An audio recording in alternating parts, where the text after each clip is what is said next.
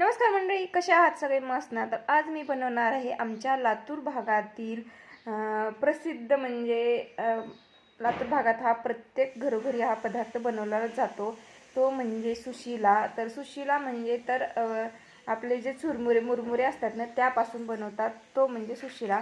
तर काही त्याची पद्धत वेगळी वगैरे काही नाही, जसे आपण कांदे पोहे बनवतो त्याप्रमाणे. तर एवढंच की आपण पोह्याच्या ऐवजी आपण हे मुरमुरे भिजून घ्यायचे, पोहे जसे भिजून घेतो त्याप्रमाणे.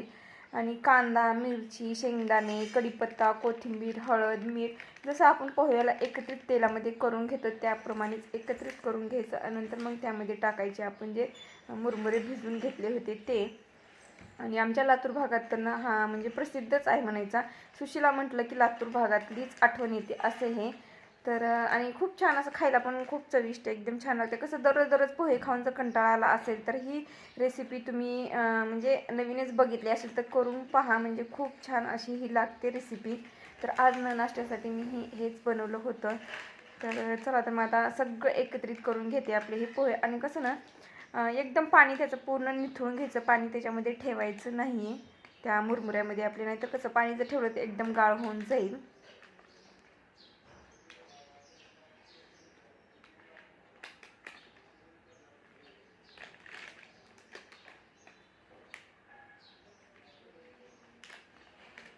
तर रेडी झाला आहे आपला हा सुशिला.